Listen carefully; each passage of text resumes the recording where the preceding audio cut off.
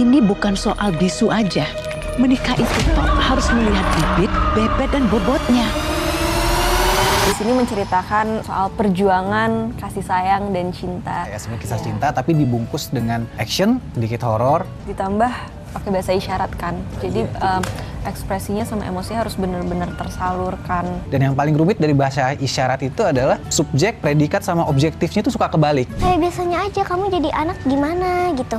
Jadi aku kayak ya udah aku ikutin aku biasanya aja, cuman tinggal ekspresi sama dialog. Minten! Sadar! Sadar! Cuminten eta. Ada smoke beef, brisket, cabai hijau, lihat tuh. Terus bye. Dagingnya smoky banget, enak. Terus cabai hijaunya berasa, tapi nggak terlalu too much gitu rasanya. Biters. First bite.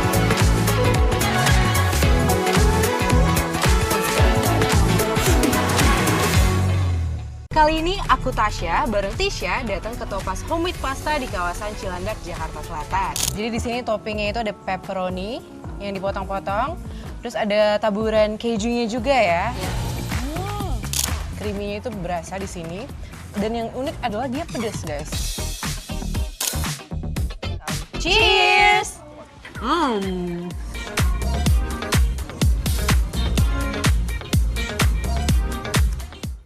Pada akhirnya kita mendapatkan kesempatan untuk membicarakan game selain Mobile Legends ya. Yes. Ketika kita terjun langsung terus ketemu lawan tim yang mengerti sama gamenya lebih dari kita itu susah banget. Bahkan tim Malaysia mereka pun juga kalahnya telak sama tim Cina. Bedanya apa permainannya? Kalau bisa lu jelasin secara gampang. Udah ada ritmenya gitu, temponya itu udah ada, misalnya menit 2 objektifnya ngambilin jungle kita yang kecil.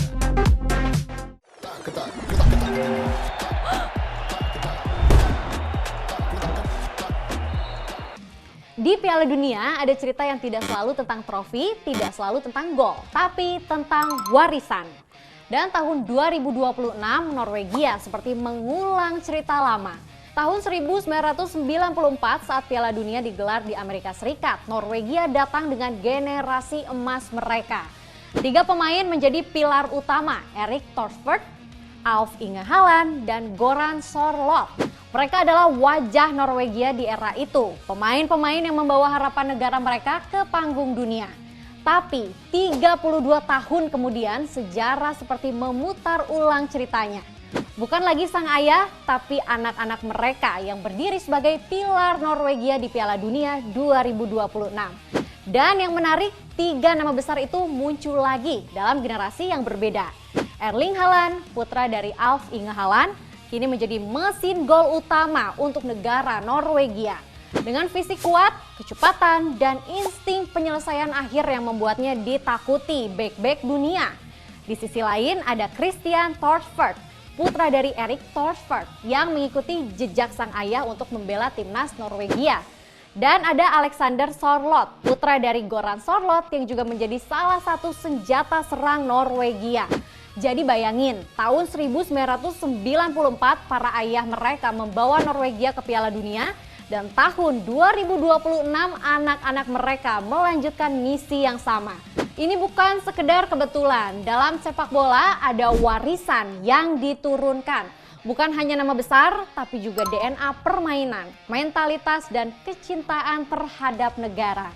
Dan cerita ini jadi semakin menarik karena Norwegia 2026 punya sosok yang bisa menjadi simbol generasi baru. Yes, Erling Haaland.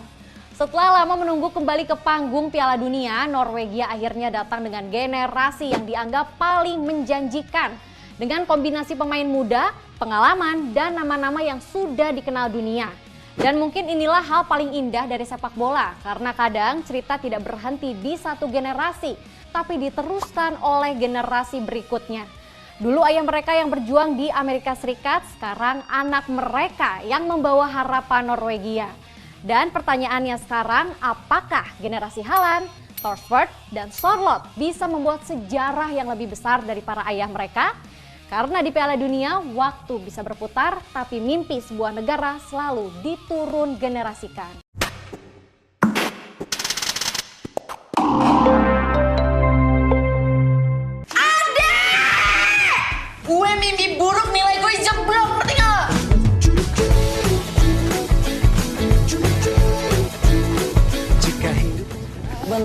kosan dong.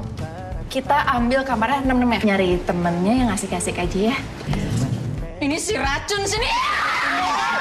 Perkenalkan, saya Dion Dores. Saya ini orang mengenalnya adalah music producer. Gue akan kerja keras supaya followers gue nambah. Change the moment. Raih kesempatan.